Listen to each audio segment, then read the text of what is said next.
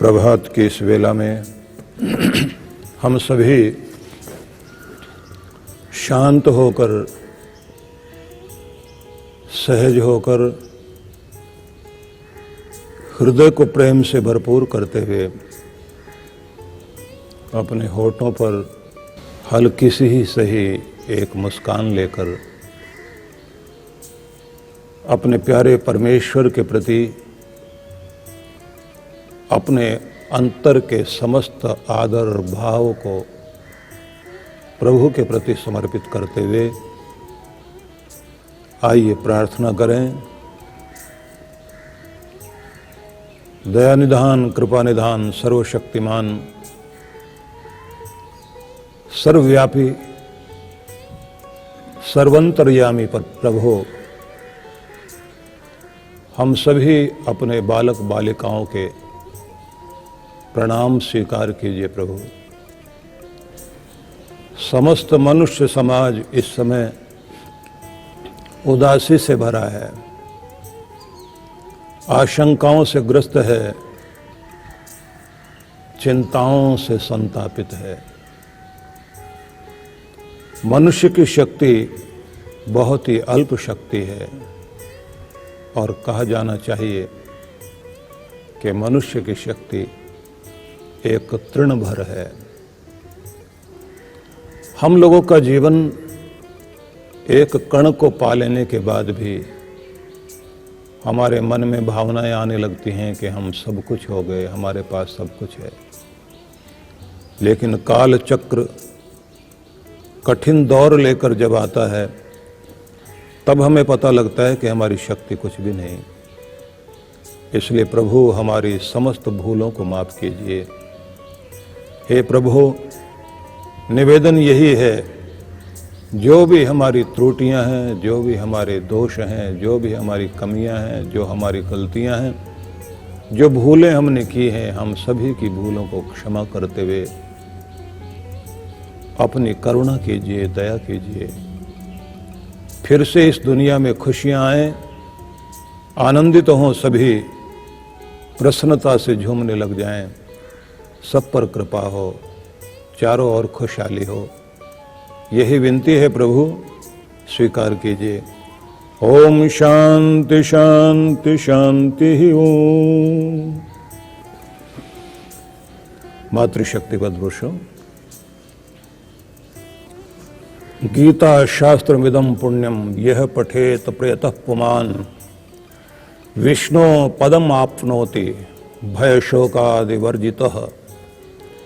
ऐसा कहा गया है कि गीता शास्त्र पुण्य प्रदान करने वाला शास्त्र है और जो भी प्रयत्न पूर्वक श्रद्धा के साथ इस ग्रंथ को पढ़ता है, निश्चित रूप से उसके जीवन में कृपाएं होती हैं, क्योंकि यह ग्रंथ हमें ईश्वर की ओर ले जाने वाला ग्रंथ है।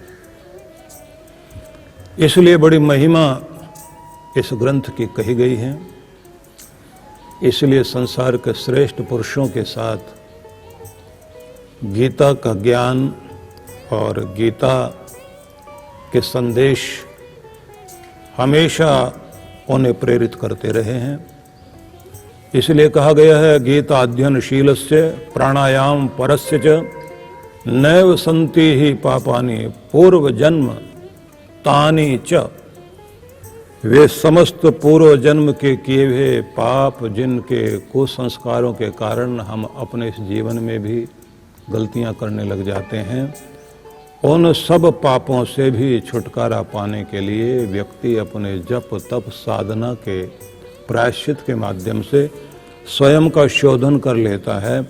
क्योंकि गीता अध्ययनशीलस्य प्राणायाम परस्य च, जो गीता का अध्ययन करता है, प्राणायाम के साथ ध्यान आदि योग आदि कृत्यों को करता है, निश्चित रूप से उसके जीवन में गीता का प्रभाव, अद्भुत प्रभाव आता है, जो उसको शुद्ध करता है, पावन करता है। गीता क्या है?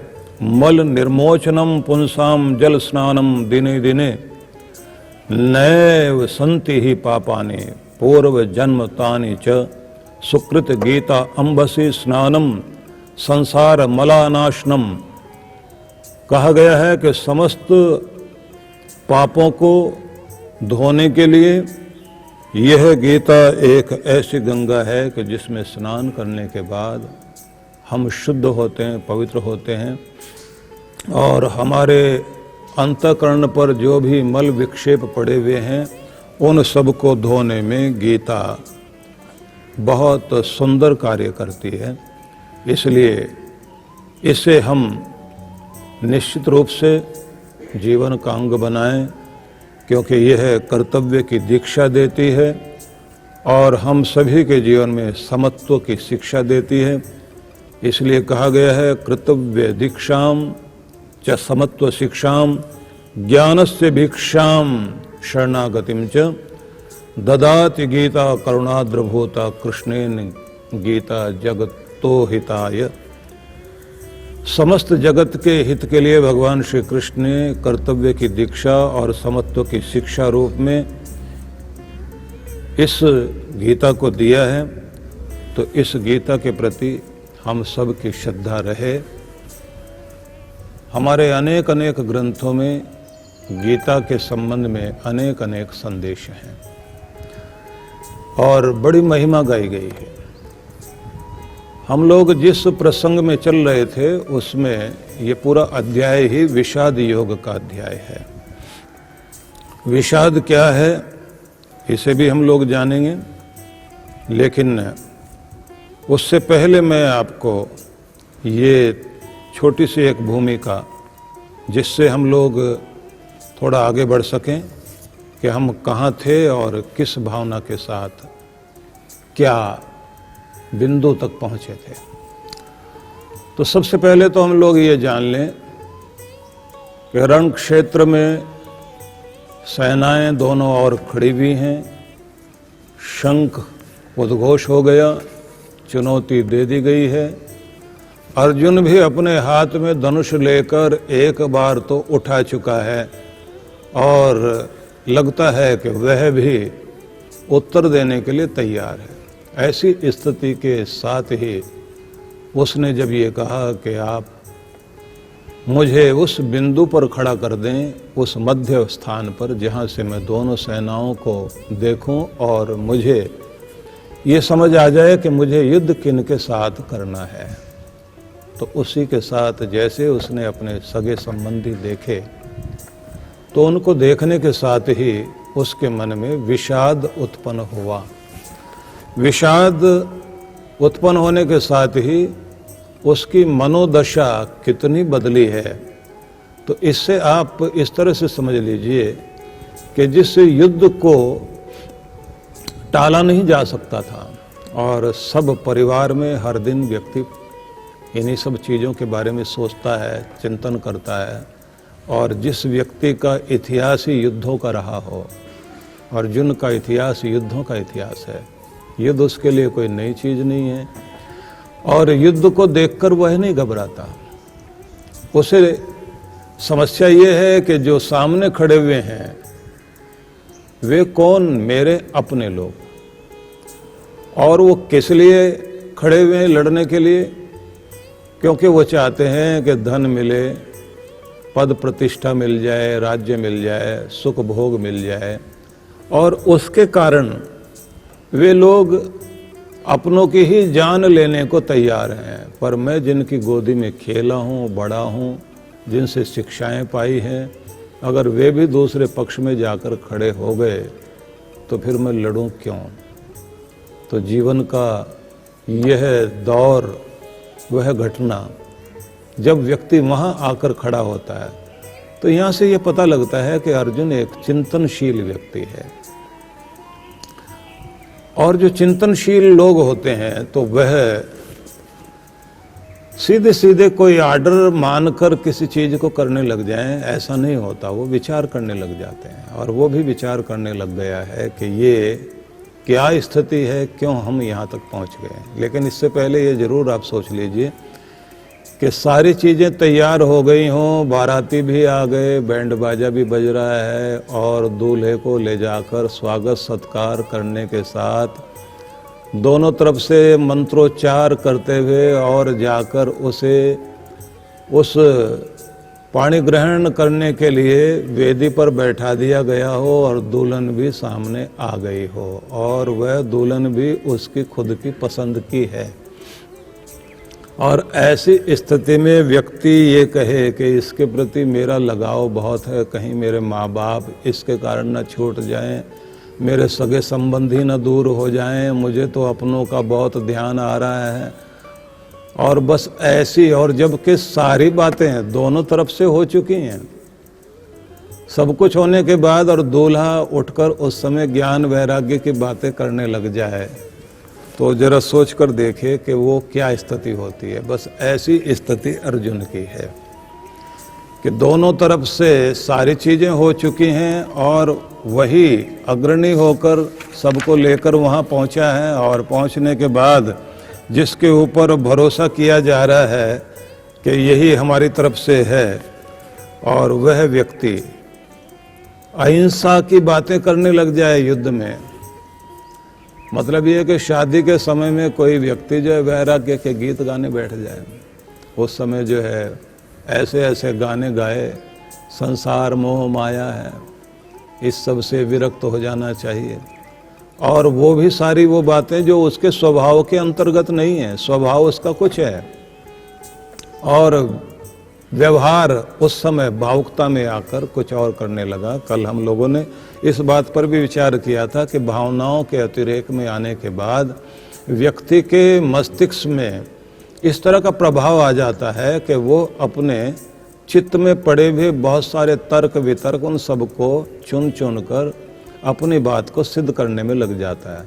मतलब उसकी बुद्धि पर वो पर्दा पड़ जाता है, लगता है कि बुद्धिमानी की बातें कर रहा है, लेकिन बुद्धिमानी की बात नहीं होती, वह तर्क देकर अपने आप को सिद्ध करने की कोशिश करता है।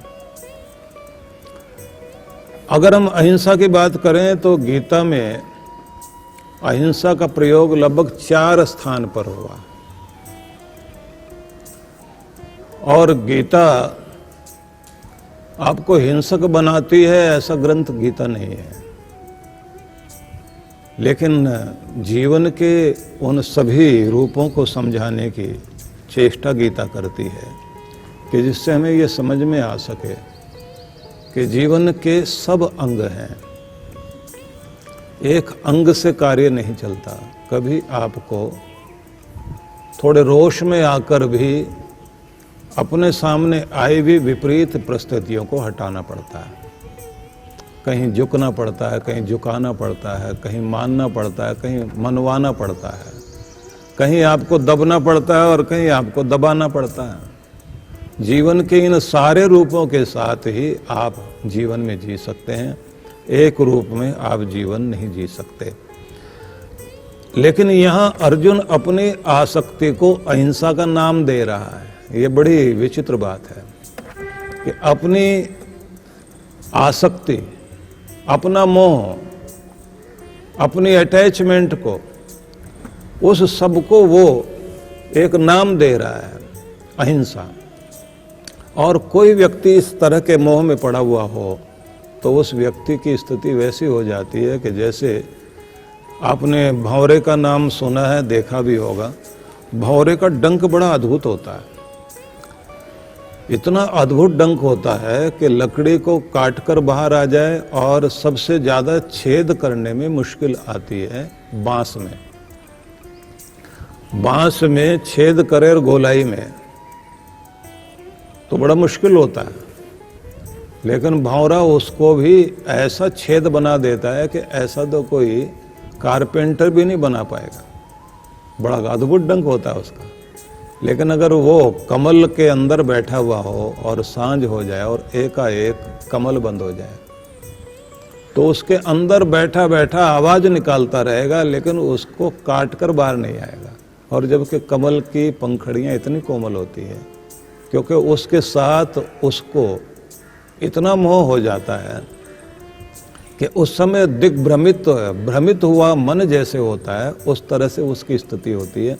ज्यादातर कमल वाले लोग उसके अंदर मरे हुए भंवरे को देखते हैं, कि जिसके पास शक्ति है कि वो चाहे तो उसे काटकर बाहर आ सकता है, लेकिन उसकी जितनी भी अपनी अक्ल है या जितना उसके पास में प्रकृति ने ज्ञान दिया है, उसके आधार पर भी वह अपना बचाव कर सकता है, क्योंकि भगवान ने इतनी बुद्धि सब प्राणियों को दी है, चींटी से लेकर हाथी तक, कि वो अपनी सुरक्षा के लिए प्रयत्न करते हैं, जीवन बचाते हैं, जीवन की रक्षा करते हैं, अपना भरण पोषण भी करते हैं, अपना पेट पालते हैं, अपना घर बनाते हैं।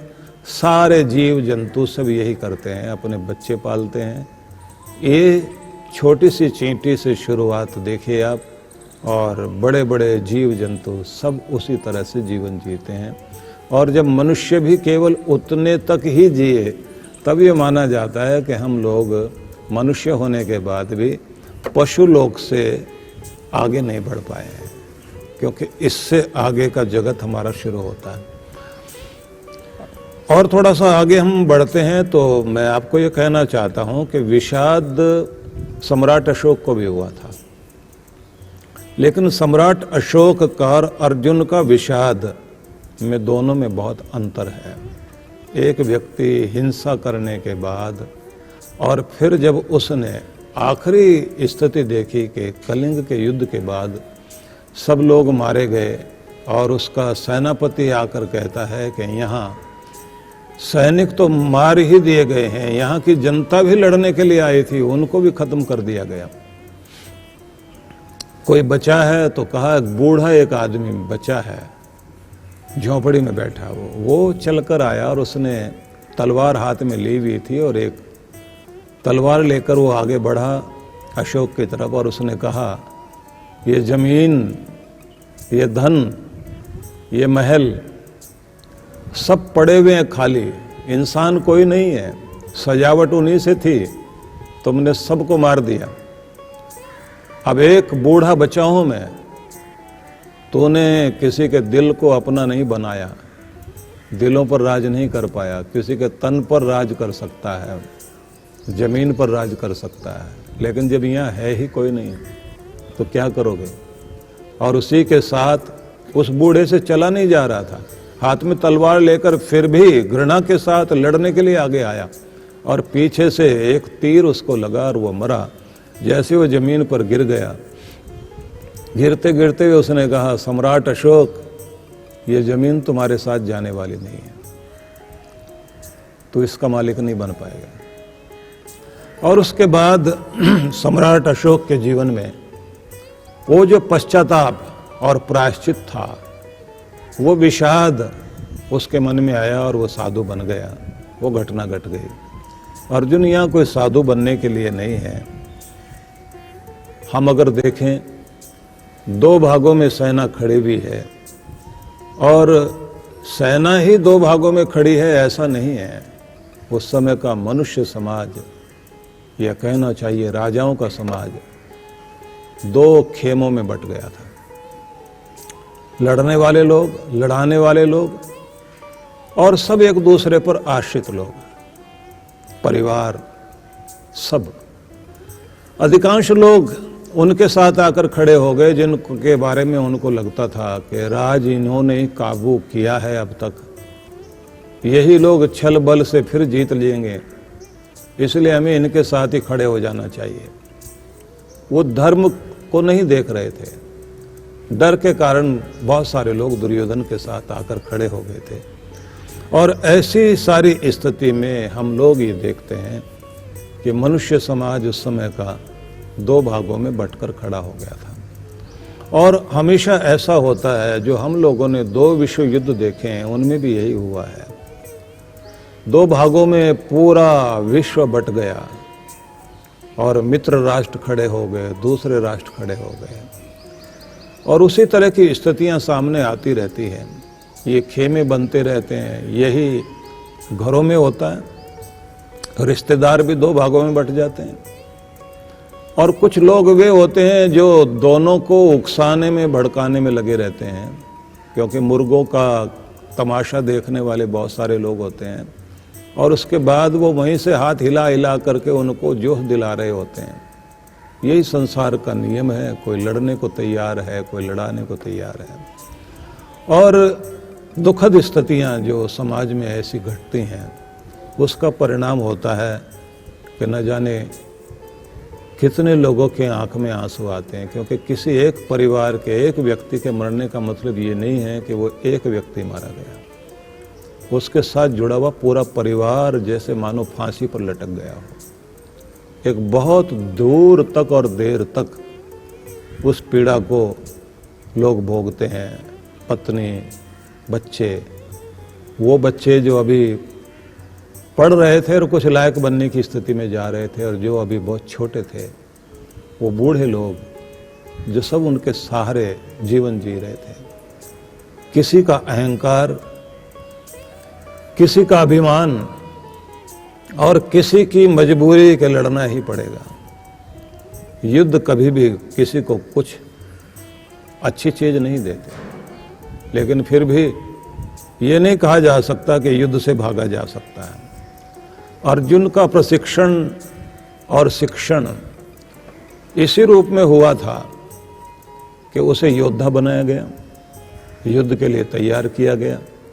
युद्ध के लिए ही अर्जुन पूरा व्यक्तित्व बना चुका था, और ऐसा योद्धा ऐसे ऐन मौके पर खड़ा होकर कहता है कि मेरे मन में वैराग्य पैदा हो रहा है।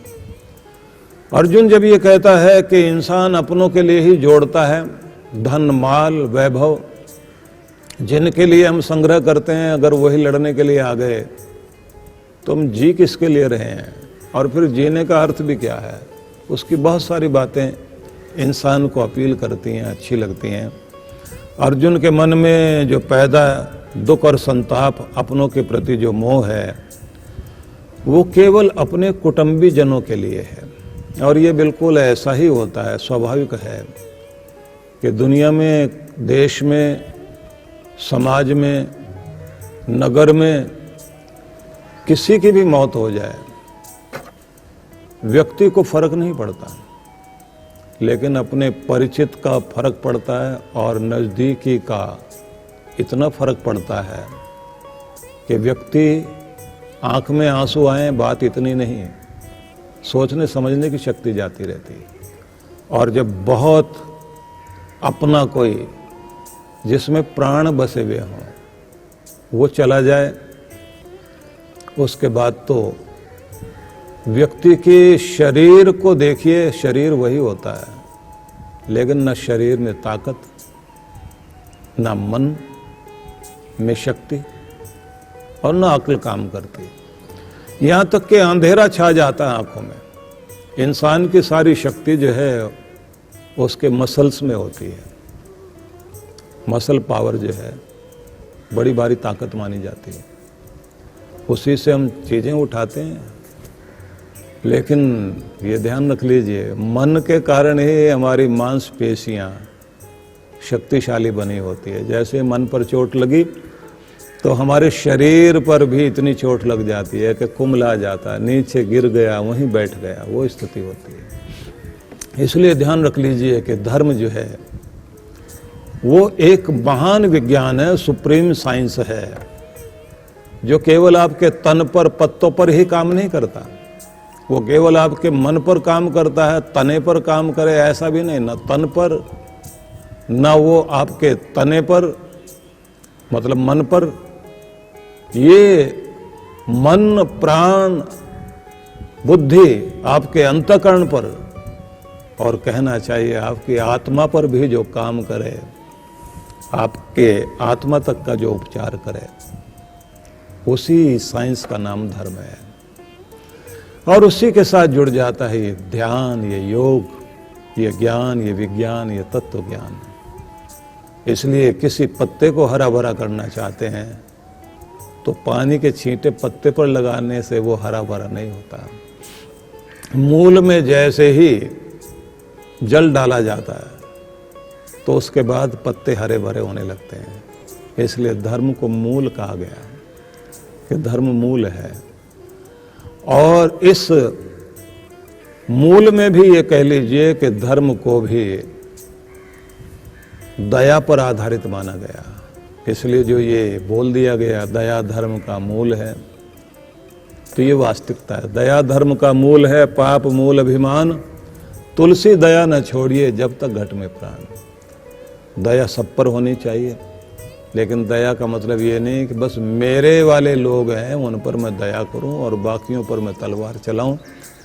दो तरह की बात नहीं। राजा के लिए उसका साम्राज्य, उसके परिवार और कहना चाहिए सब चीजें, वो सभी उसका अपना परिवार होता है। अर्जुन भागना चाहता है, मतलब पलायन करना चाहता है, युद्ध से विमुख होना चाहता है, वो रथ से उतरकर भागने को तैयार है,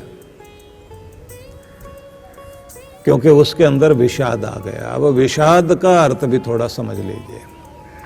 शोक को, दुख को, खेद होना, मन का पीड़ित हो जाना, मन में दुख के कारण घबराहट का हो जाना, और हम ऐसे भी कह सकते हैं चिंता और आशंकाओं से जब व्यक्ति घिर जाता है तो उसे विषाद कहते हैं। और विषाद की एक परिभाषा और है कि अपूर्ण इच्छाओं के कारण उत्पन्न हुई निराशा, उसके द्वारा जो हमारे मन में दुविधा आती है, हताशा आए, कुंठा आए, ऐसे कुंठाग्रस्त होने की स्थिति में जो भयावह हमारा मानसिक प्रभाव या विकार कहना चाहिए बन जाता है, उसे विषाद कहा जाता है। इसको आप अवसाद कह सकते हैं, डिप्रेशन कह सकते हैं। मनोविज्ञान की भाषा में यह कहा गया है कि अगर ऐसी स्थिति का और घोर रूप हो जाए तो व्यक्ति आत्महत्या तक के लिए तैयार हो जाता है। उसे कुछ भी अच्छा नहीं लगता, वो कहता कोई मुझे मार दे आकर, मुझे नहीं ये करना, मुझे उधर नहीं जाना, मुझे इधर नहीं बैठना, मुझे सब नहीं चाहिए। ये सारी स्थितियां विषाद की, इसलिए मोहग्रस्त है अर्जुन और विषाद से युक्त हो गया। इसलिए ऐसी स्थिति में उसके अंदर से अलग अलग तरह के शब्द निकल रहे हैं। ये जो भावनाएं उसके आ रही हैं, ये दर्शाती हैं कि अर्जुन विषाद के साथ साथ दिग्भ्रमित है। अब यहाँ से हम आगे चलने की चेष्टा करते हैं, क्योंकि मैं आपको कल जहाँ तक लेकर आया था वहाँ से हम थोड़ा सा आगे चलते हैं। जरूरी है कि हम ये जान लें कि ये स्थिति केवल अर्जुन की ही नहीं होती। बहुत बार ऐसे मोड़ जीवन के आते हैं जब बंटवारा होने लग जाता है घर में, जब दो बेटे ये बोलने लग जाएं माता पिता से तुम तो बड़े का ध्यान रखते हो, कोई कहता है कि तुम छोटे का ध्यान रखते हो, या मेरे साथ तो अब तक ऐसा ही कुछ हुआ है कि मुझे इग्नोर किया गया है। और कभी कभी बहुत अलग तरह की बात भी, महाभारत को आप पढ़ते हैं ना, तो मुझे भीम की बात याद आती है। जब एक चक्रा नगरी में गए थे पांडव लोग, तो एक बड़े ही नरभक्षी राक्षस को मारने के लिए इनमें से किसी एक को जाना था, क्योंकि वो बलि, किसी न किसी एक व्यक्ति की बलि चढ़ती थी उस गांव में। ये राक्षस जो है वो एक घर से एक आदमी को उसको खाना होता था, रोज एक आदमी चाहिए उसको, जिसको जो है वो मांसाहारी व्यक्ति था और वो भी नरभक्षी। तो कुंती माँ जिस घर में वो लोग ठहरे थे, एक ब्राह्मण का परिवार था, उस घर में एक ही बच्चा था उनका, और वो महिला रो रही थी। कुंती ने कहा कि मेरे 5 बच्चे, मैं भेजती हूं अपने बच्चों को। युधिष्ठिर ने कहा मैं चलता हूं, दूसरे बच्चों ने भी कहा हम चलते हैं। भीम आगे आया और माँ के पास आकर नीचे बैठ गया। उसने कहा कि देखिए ऐसा मुझे भेज दीजिए, तुम्हें क्यों भेज दें? बोले एक तो मैं मोटा ताजा हूँ, उसका पेट भी अच्छा भर जाएगा, दूसरा ये है कि मैं बीच वाला भाई हूँ और सारा प्यार या तो बड़े वाला ले जाता है या छोटे वाला ले जाता है। मैं वैसे भी फालतू हूँ घर में, इसलिए मुझे भेज दीजिए आप। और जैसे उसने भोले भाव से कहा, दुख का वो समय था, कुंती चेहरे पर मुस्कुराहट भी लेकिन गुस्सा भी आया कि माँ बाप के लिए बच्चे कभी भी ऐसे नहीं होते कि किसी को ये कह दिया जाए कि इसको प्यार कम करता है कोई पिता या माँ, उसको ज़्यादा करता है, ऐसा नहीं। उसके लिए सब एक बराबर होते हैं। लेकिन जिस समय कोई बंटवारा होने लगता है, चीज़ें आने लग जाती हैं सामने, तो बड़े विवाद खड़े होते हैं और फिर विषाद वाली स्थिति एक की नहीं होती है। वहाँ फिर एक अर्जुन नहीं बनता, माँ बाप भी अर्जुन बने बैठे होते हैं, उनको भी विषाद आता है मन में। और उधर जो है बड़े बेटे को, छोटे बेटे को, हाँ, शकुनी की भूमिका निभाने वाले रिश्तेदार वो बहुत एक्टिव होते हैं उस समय, बड़ी तेजी से इधर जाएंगे उधर जाएंगे, बातें होंगी, खूब फोन होंगे, बातचीत होगी। महाभारत घर घर में घट रहा होता है, लेकिन हम उसी बिंदु से आगे बढ़ते हैं।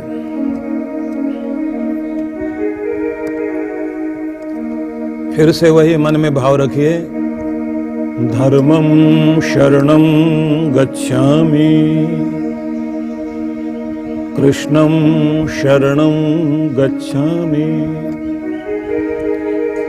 गीता शरणं गच्छामि,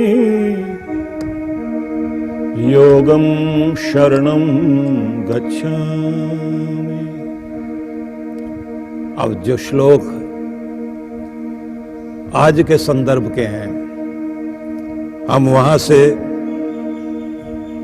पहले मैं पढ़कर अर्थ सुनाता हूं आपको और फिर चर्चा को आगे बढ़ाएंगे। यद्यपेते न पश्यन्ति लोभोपहत चेतसा, कुलक्षय कृतं दोषं मित्रद्रोहे च पातकम्, कथं न ज्ञेयस्माभिः पापादस्मान् निवर्तितुम्, कुलक्षय कृतं दोषं प्रपश्यद्भिर्जनार्दन। अर्जुन कहता है कि यद्यपि मन में लोभ भरा होने के कारण ये सब परिवार के विनाश की बुराई को नहीं देख पा रहे हैं, तो भी हे जनार्दन, हमें तो कुल के विनाश के कारण होने वाला दोष दिखाई दे रहा है। तो इस पाप से दूर रहने की हमें समझ होनी चाहिए। तो ये दो श्लोक अर्जुन की मानसिक स्थिति को दर्शाते हैं। इससे अगले वाले श्लोक में 40वें में चलते हैं। कुलक्षये प्रणश्यन्ति कुलधर्मा सनातनः, धर्मे नष्टे कुलं कृष्णमधर्मोऽभिव्यत्युत, अधर्माभिभवात् कृष्ण प्रदुष्यन्ति कुल स्त्रियः, स्त्रीषु दुष्टासु वार्ष्णेय, जायते वर्णशंकरः, शंकरो नरकायेव कुलघ्नानां कुलस्य च, पतन्ति पितरो हेषां लुप्तपिंडोदक क्रियाः। 40वें श्लोक से कि कुल धर्म का विधान पुराने चले आ रहे तब नष्ट हो जाते हैं। कुल के विनाश हो जाने के साथ ही, जब कुल का विनाश होता है तो कुल धर्म जो विधान पुराने समय से चले आ रहे हैं वो भी नष्ट हो जाते हैं। इन कुल धर्मों के नष्ट हो जाने पर सारे परिवार में अधर्म फैल जाता है, और जब कुटुंब तथा समाज में अधर्म फैल जाता है, अर्जुन कहते हैं हे वार्ष्णेय, कुटुंब तथा समाज की स्त्रियां भी दूषित होती हैं, भ्रष्ट होती हैं। जब स्त्रियां भ्रष्ट हो जाती हैं तब वर्ण संकर हो जाता है, विभिन्न जातियों का मिश्रण होता है, और यह वर्ण संकरता कुल का विनाश करने वाले, कुल को नरक में ले जाने का एक कारण बनती है, क्योंकि फिर बड़े बूढ़ों को दाना पानी देने वाला नहीं रहता, वे बेचारे नारकीय जीवन भोग रहे होते हैं। तो ये श्लोक मैंने आपको सुनाए, अब थोड़ा इन पर विचार कर लें। यहां अर्जुन ने यह कहा कि कुल धर्म नष्ट हो जाएगा, हमारी सनातन परंपराएं जो सदियों से मर्यादाएं चली आ रही हैं वो नष्ट हो जाएंगी, क्योंकि अधर्म फैल जाएगा। मतलब वो ये बताना चाहता है कि ये जो कौरव लोग हैं, लोभ के कारण इनकी बुद्धि भ्रष्ट हो चुकी है, इनको अपना कुल क्षय होगा, कुल का विनाश होगा, और अपने मित्रों को भी ये मरवाएंगे, उनका पाप भी ये लोग सिर पर लेने को तैयार हैं। तो ऐसे लोगों की बुद्धि भ्रमित है, इनको तो समझ है नहीं, लेकिन हमको तो समझ है कि इतना सारा परिवार, रिश्ते नाते वाले लोग, फौज, ये सारी 11 और 7 हमारी अक्षौहिणी सेना, कुल मिलाकर 18 अक्षौहिणी सेना, उनमें कौन बचेगा और कौन मरेगा? तो कितना बड़ा विनाश होगा। ये कुल नाश का जो पाप है, इसमें कितने बड़े दोष होंगे ये हमें तो दिखाई दे रहा है, लेकिन उनको नहीं दिखाई देता। अगर हमको दिखाई दे रहा है कि इतना बड़ा पाप होने वाला है तो हमें इससे बचना चाहिए। साथ में उसने ये कहा, क्योंकि मैं श्लोकों की तरफ देख रहा हूं और उनके भाव को आपके लिए प्रस्तुत कर रहा हूं, कि कुल धर्म में जो कुले प्रणश्यन्ति कुल धर्मा सनातना, कुल धर्म परंपराएं जो सनातन चली आ रही हैं वो कुल के नष्ट होने से ही, मतलब परिवार के लोग मर जाएं तो उसी के साथ में परंपराएं नष्ट होंगी, क्योंकि परिवार की जो स्त्रियां हैं, फिर कोई छोटी आयु की है, कहाँ उनका विवाह होता है, वो किस तरफ चली जाती हैं, उनकी मर्यादाएं उनको याद नहीं रहती, वर्ण संकरता उत्पन्न हो जाएगी, अलग अलग जातियों, अलग अलग मानसिक भावनाओं वाले लोगों को और अलग अलग संस्कृति वाले लोगों के साथ, सभ्यता वाले लोगों के साथ विवाह संबंध होंगे, और फिर जो आगे संतान होगी वो वर्ण संकर संतान होगी, और उसका परिणाम ये होगा कि फिर परिवार में जो बड़े बूढ़े और पितर लोग हैं उनको भी कोई दाना पानी देने वाला, उनको भी तृप्ति देने वाला व्यक्ति नहीं होगा, सारी परंपराओं का नाश हो जाएगा। बताना ये चाहता है कि परिवार मिटेगा, धर्म मिटेगा, मर्यादाएं मिटेंगी, पितरों को भी हानि होगी, सबको नुकसान होगा इस युद्ध का। यहां तक वो पहुंच गया अपनी भावना में आकर। इससे पहले उसने युद्ध लड़े तब उसको ये कोई भी ध्यान में नहीं आया कि किसी को कोई नुकसान पहुंचेगा।